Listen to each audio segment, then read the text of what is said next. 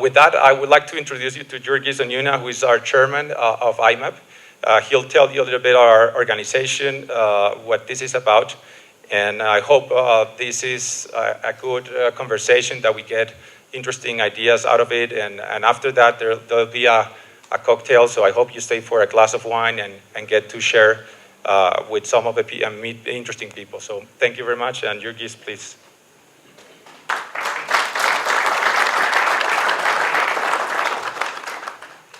So, thank you, Mauricio. Dear esteemed guests, friends, and colleagues, first I should introduce myself. My name is Jurgis Vytautas Onyunas, which should not sound very strange to you, since it's very similar sounding to another son of Lithuanian immigrants, Aurelijus Rūtenis Antanas Mockus, the very well-known former mayor of Bogotá. Except his parents landed in Bogotá, and mine landed in New York, where I grew up and spent the first half of my life. Second half I am spending in Croatia. That story we can have over a glass of wine, and that's enough about me. I suppose that most of you know that Estonia, Iceland, China, Taiwan, and Canada were all finalists in The Economist magazine's Pick for Country of the Year for 2016. The winner, of course, was Colombia.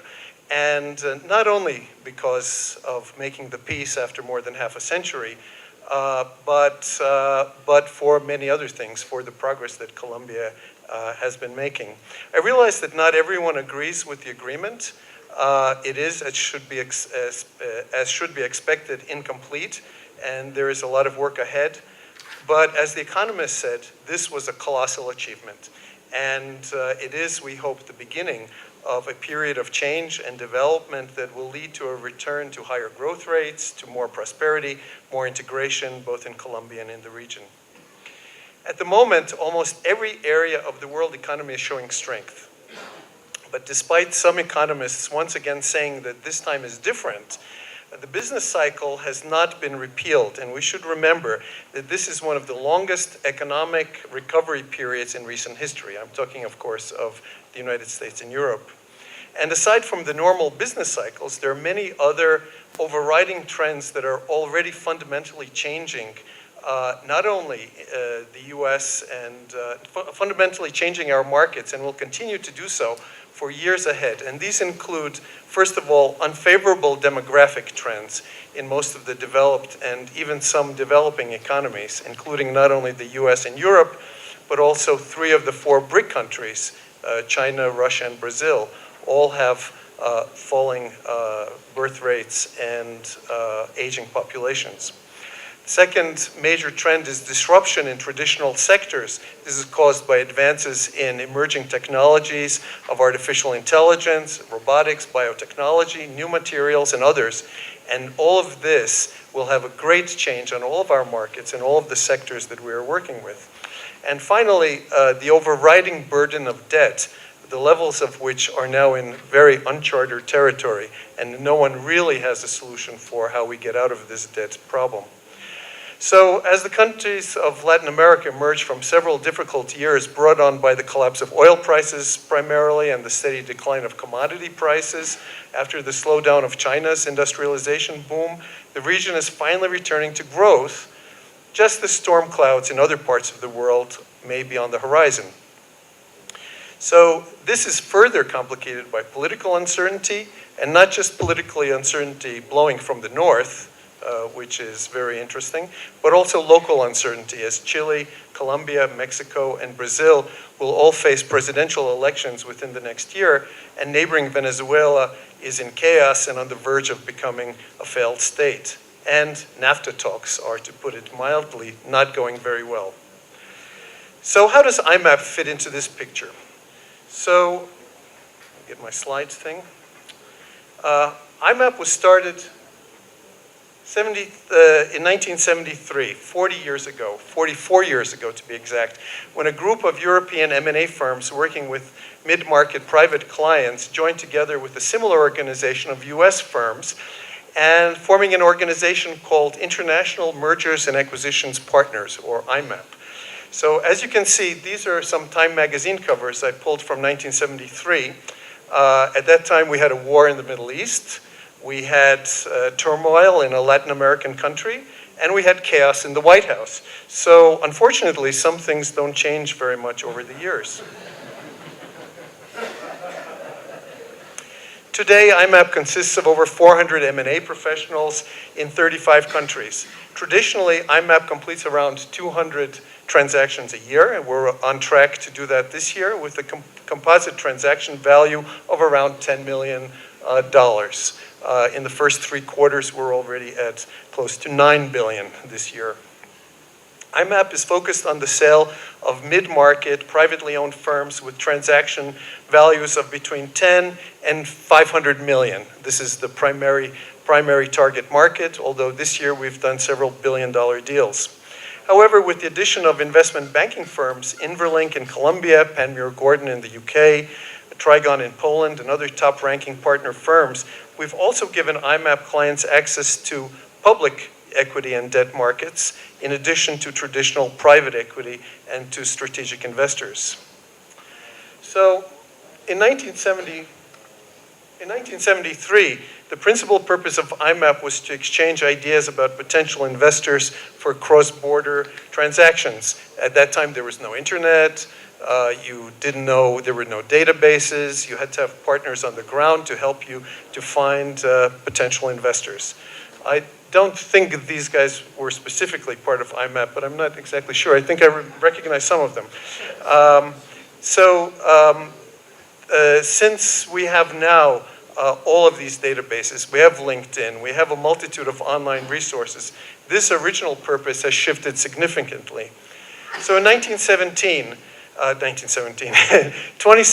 the principal purposes of IMAP are to share very deep contacts to potential investor companies with partners around the globe.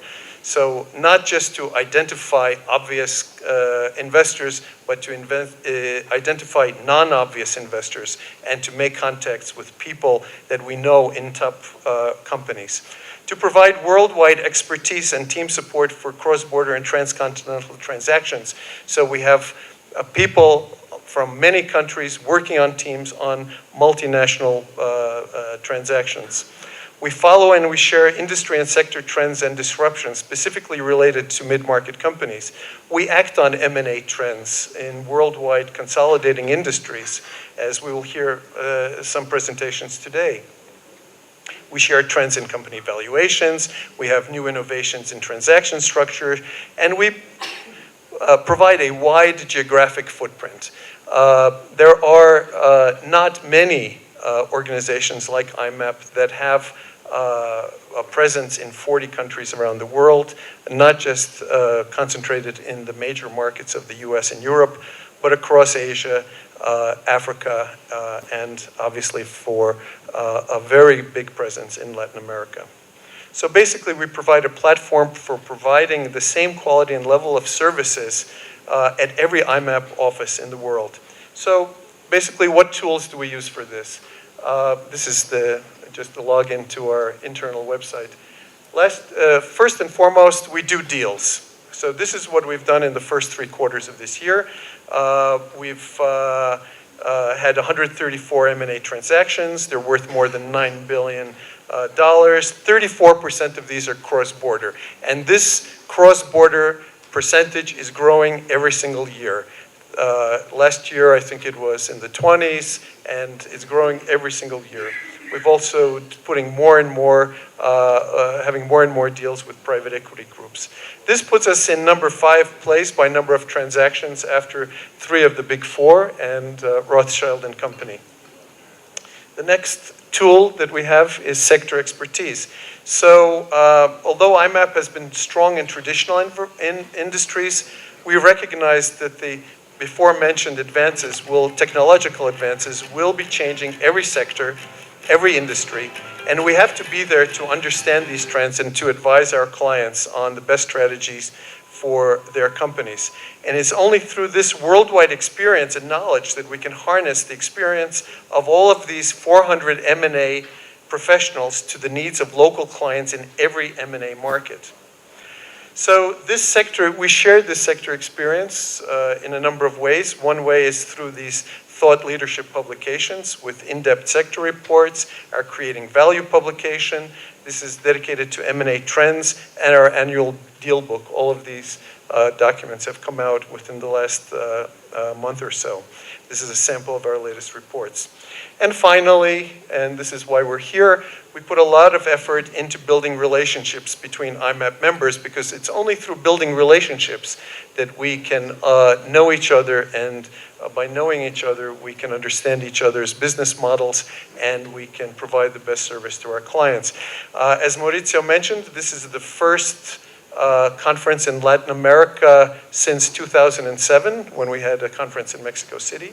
I think this is the first conference in South America, geographic South America, ever. The next conference will take place in Warsaw in April 2018, and we've just today at the board decided that the conference after that will take place in Miami in the fall of 2018. So one of the reasons is that we can build on the momentum from this Latin American conference, and we would hope to see most of the attendees from Latin America at that conference in Miami next year. So to summarize, no man is an island. No country or region is immune to technological upheaval or economic difficulty.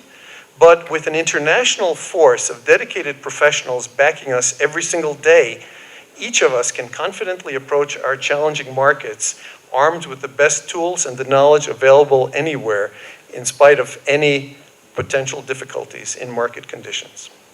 What I want to do is now to introduce some of our board members so you can meet them later. I don't know if they're all here. Steve Dresner, are you here? He's not. Sergio Milic, he's here. Sergio is our secretary and he's chair of our Latin American regional group. He's from Chile, but originally from Croatia, from his grandparents' side, as most intelligent people in Chile are. Axel Fury Sneflage, our treasurer from the Netherlands. Our member from India, Ashutosh Maheshwari, is not here today. Daniele Sottile from Italy will be here later this evening, but he's not here right now. Jacob Voorhees, is he here? He's also not here, okay. Karl Fessenmeyer, our head of our IMAP team in Germany. Megan Evans, our co-chair of Latin America, of our North American regional group from the US, from Florida. Maurizio Saldariaga from Colombia, whom you've already met. Pilino Kolaikovo from Canada, our board member. Richard Kovar from the Czech Republic. And Karsten Lehman, I don't think he's here yet, he's the chair of the European Regional Group. So please engage them, ask them questions, and thank you for listening. And now we have a short film about IMAP.